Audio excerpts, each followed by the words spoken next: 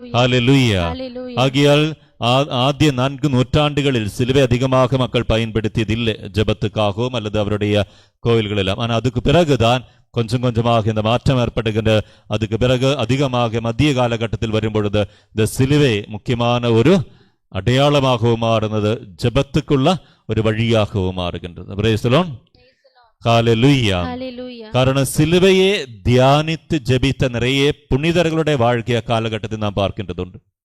மத்திய காலகட்டமாக வரும்பொழுது இந்த மிடில் ஏஜஸ் என்று சொல்லும் இங்கிலீஷில், மிடில் ஏஜஸ் அந்த காலகட்டத்தில் ஏறக்குறைய 12ஆம் நூற்றாண்டு 12, 13, 14 நூற்றாண்டுகள் எல்லாம் வரும்பொழுது நிறைய புனிதர்கள் இந்த சிலுவையை நோக்கி ஜெபித்ததின் வழியாக பெரிய கிருபையை பெற்றுக்கொள்வதும் ஆசிரை பெற்றுக்கொள்வதும் அவருடைய வாழ்க்கை அனுபவமாக மாறிவிடுகின்றது. Price the Lord. அது இயேசுவினுடைய பாடு பீடகளை தியானிப்பதற்கான ஒரு எளிதான ஒரு கருவியாக இந்த சிலுவை மாறிவிடுகின்றது. இயேசுவினுடைய பாடுபீடங்கள் நிறைய நமக்கு தெரியும். அந்த சிலுவை பாதையில் முழுமையாக நாம் அதைத்தான் தியானிக்கிறோம். ஆனாலும் அதை முழுமையாக தியானிக்கவில்லை என்றால் கூட சிலுவை நம்முடைய முன்னே இருக்கும் பொழுது அல்லது சிலுவையின் முன்னில் அமர்ந்து ஜெபிக்கும் பொழுது பெரிய கிருபையை மக்கள் பெற்றுக்கொள்வதாக இதோ அவர்களுடைய வாழ்க்கை அனுபவமாக மாறிவிடுகின்றது. Price the Lord. ஹல்லேலூயா. அதில் மிக சிறந்த ஒரு புனிதையுடைய வாழ்க்கை உங்களிடம் சொல்ல வருகின்ற, அவர்களுடைய பேரு புனித ரீத்தா. புனித ரீத்தா ஆஃப் காசியா. காசி என்று சொன்னால் இத்தாலி நாட்டில் ஒரு இடத்தினுடைய பேரு தான் ரீத்தா. அந்த ஊரை சார்ந்த ஒரு புனிதை தான். ரீத்தா திருமணமாகிய ஒரு குடும்பத்தில் தாயாக இருந்த ஒரு நபர் தான். திருமணமாகி 2 குழந்தைகளுக்கு தாயாக அந்த குடும்ப வாழ்க்கையில் இருக்கும் பொழுது ஒரு சில காலகட்டத்தில் நமக்கு தெரியும், அக்காலகட்டத்தில் சின்ன சின்ன ஊர்களுக்கு இடையில் எப்பொழுதுமே போர் நடந்துட்டு இருக்கின்றது. இன்றைய நாம் பார்க்கின்ற மாதிரி இட்டலி அல்லது ஜெர்மனி பெரிய நாடுகள் இல்லை, ஒவ்வொரு ஊரும் ஒரு சின்ன அரசாங்கம், ஒரு குட்டி அரசாங்கம் தான் இருந்தது. அப்போ அவர்களுக்கு இடையில் அடிக்கடி போர், இவ்வாறு பிரச்சனைகள் எல்லாம் நடந்துட்டு இருக்கின்ற காலகட்டத்தில் இவ்வாறு ஒரு போரில் இவருடைய கணவன் இறந்து விடுகிறார் அல்லது கொலை செய்யப்பட்டார். கணவன் கொலை செய்யப்பட்ட தனிமையில் தன்னுடைய 2 குழந்தைகளுமாய் இந்த ரீத்தா தன்னுடைய வாழ்க்கையில் ஜெபிக்க தொடங்கினார். ஆண்டவரோடு மிக நெருக்கமாக ஜெபிக்கின்ற ஒரு நபராக மாறுகிறார். இப்பொழுதும் அந்த ஊருக்கு சென்றால் நமக்கு தெரியும், அங்கே ஒரு பெரிய ஒரு மலை உண்டு. அந்த மலை மேல் ரீத்தா ஒவ்வொரு நாளும் தன்னுடைய வாழ்க்கையின் கஷ்டங்கள் பிரச்சனைகள் எல்லாமாக இந்த வாழ்க்கையை முன்னேறும் பொழுது ஊரில் பிரச்சனை, தினமும் சண்டைகள், பிரச்சனைகள், நோய்கள், இவ்வாறு பல்வேறு சுற்றுச்சூழலில் இந்த ரீத்தா என்ற சகோதரி என்ன செய்கிறார், ஒவ்வொரு நாளும் இந்த மலை மேல் ஏறி, அந்த மலைக்கு மேல் ஒரு பாறை உண்டு, அந்த பாறையிலே அமர்ந்து ஆண்டவரிடம் ஜெபிக்கின்ற ஒரு பழக்கம் இருக்கின்றது. இன்றதொரு புனித நாடாக அல்லது புனித தலமாக நிறைய மக்கள் பயணம் செய்கின்ற ஒரு இடமாக மாறியிருக்கின்றது. Price the Lord. ரீத்தாவினுடைய வாழ்க்கையில் இருந்த மிக சிறந்த ஒரு பக்தி தான் இந்த சிலுவையை பார்த்து ஜெபிக்கின்ற ஒரு பக்தி. இயேசுவினுடைய இந்த பாடுபட்ட சுரூபத்தை வைத்து ஜெபிக்கின்ற ஒரு பக்தி அன்று அந்த புனித ரீத்தாவினுடைய வாழ்க்கையில் இருந்தது.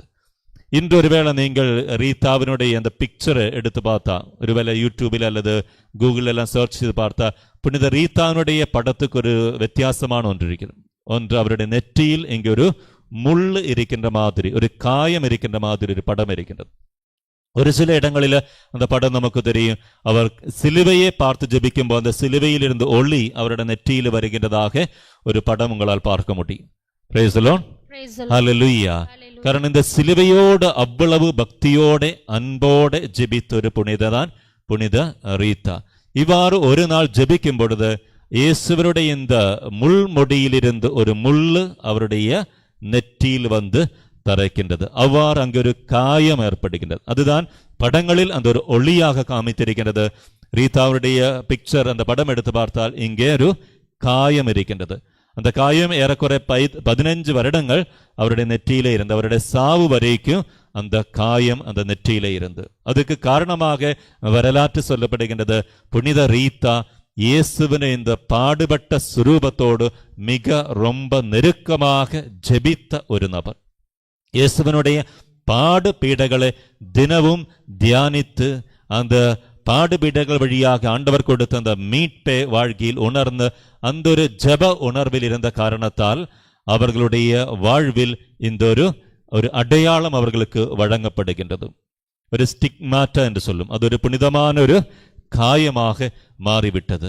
இன்று நமக்கு அந்த ஊரில் சென்றால் தெரியும், புனித ரீத்தாவினுடைய உடல் அழியாமலே அந்த கான்வென்ட்டில் இருக்கிறது. Praise the Lord. Hallelujah.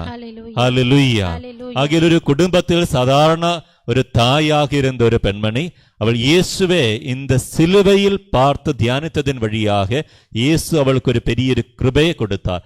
அந்த முள்ளு ஒரு காயமாக, ஒரு அடையாளமாக அவருடைய வாழ்க்கையில் மாறிவிட்டது. இயேசுவினோடுள்ள அந்த அன்பை அவர்கள் நிறைவாக அனுபவிக்க தொடங்கினான். Praise the Lord. Hallelujah. ஆகிய இவ்வாறு நிறைய புனிதர்கள் வழியாக இந்த சிலுவையின் வழியாக அல்லது சிலுவையில் உள்ள இயேசுவோடுள்ள அந்த ஒரு பக்தி திருச்சபையில் அதிகமாக வளர ஆரம்பிச்சது. Praise the Lord. வலது கரத்தை நீட்டி இந்த சிலுவையை பார்த்த வண்ணமாக ஹalleluya, ஹalleluya, இயேசுவுக்கே புகழ், இயேசுவுக்கே நன்றி, ஹalleluya. இந்த சிலுவை வழியாக, சிலுவை வழியாக, சிலுவை சாவு வழியாக எங்களுக்கு மீட்பை கொடுத்த இயேசுவே உமக்கே ஆராதனை. ஹalleluya, ஹalleluya, ஹalleluya. ஆகிய அன்பு சகோதரர்களே, இந்த சிலுவை நம்முடைய குடும்பங்களில் இருக்க வேண்டும். இந்த சிலுவையை பார்த்து நாம் ஜெபிக்க வேண்டும். நம்முடைய துன்பங்களில், வேதனைகளில், மனக்கலகங்களில் நாம் ஓடி வர வேண்டது இயேசுவிடம்தான். அதுவும் இந்த சிலுவையை பார்த்து ஜெபிக்கும் பொழுது நாம் பெரிய கிருபைகளை பெற்றுக்கொள்வார்கள். Praise the Lord. Hallelujah. ஒரு இடத்தில் ஒரு தியானத்துக்கு சென்றப்போ ஒரு சாட்சியம் இவ்வாறு தான் கேட்டது.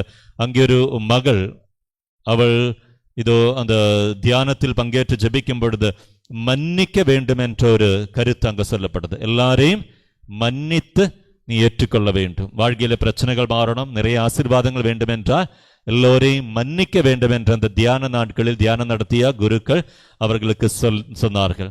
ஆனால் இந்த ஒரு மகளை பொறுத்த அளவுக்கும் அவளுடைய தந்தையை அவளால் மன்னிக்க முடியாத ஒரு நிலைமை. காரணம், சிறு வயதிலே தந்தை குடிப்பழக்கத்தில் இருந்த நபர் குடிக்க காசுக்காக சொந்த மகளை விற்ற ஒரு தந்தையாக இருக்கிறார். இந்த மகள் தன்னுடைய வாழ்க்கை அனுபவத்தில் அந்த தந்தையே ஒருபோது அவள் வளர்ந்து வரும்பொழுது அந்த தந்தையை ஏற்றுக்கொள்ள முடியல, மன்னிக்க முடியல. காரணம், அந்த மகள் மேல் அன்பு செலுத்த வேண்டிய, பாதுகாக்க வேண்டிய தந்தை அவளை இதோ அவருடைய சுயநலத்துக்காக அல்லது மோசமான ஒரு பழக்கத்துக்காக, பணத்துக்காக இதோ சொந்த மகளை விற்கும் அளவுக்கு அல்ல மற்றவர்களும் ஒப்படைக்கின்ற அளவுக்கு தீமை நிறைந்த அந்த தந்தை எவ்வாறு மன்னிக்க முடியும்? ஆனால் இவள் இந்த கருத்தை குருக்களிடம் சென்று சொன்னார்கள். அவளிடம் சொன்ன வார்த்தை இதுதான், நீ கோவிலில் போய் அந்த பாடுபட்ட சொரூபத்துக்கு முன்னாடி உட்கார்ந்து ஜெபியுங்கள். பாடுபட்ட சொரூபத்தை உற்று பார்த்த வண்ணமாக ஜெபியுங்கள். இவள் அந்த நாட்களில் ஆலயத்திலே போய் அந்த பங்கு கோவில் உள்ள முக்கியமாக இருக்கின்ற பெரிய சிலுவை, அந்த ஒரு பாடுபட்ட சொரூப அதை நோக்கி வண்ணமாக நாள் இருந்து ஜெபித்தார்கள்.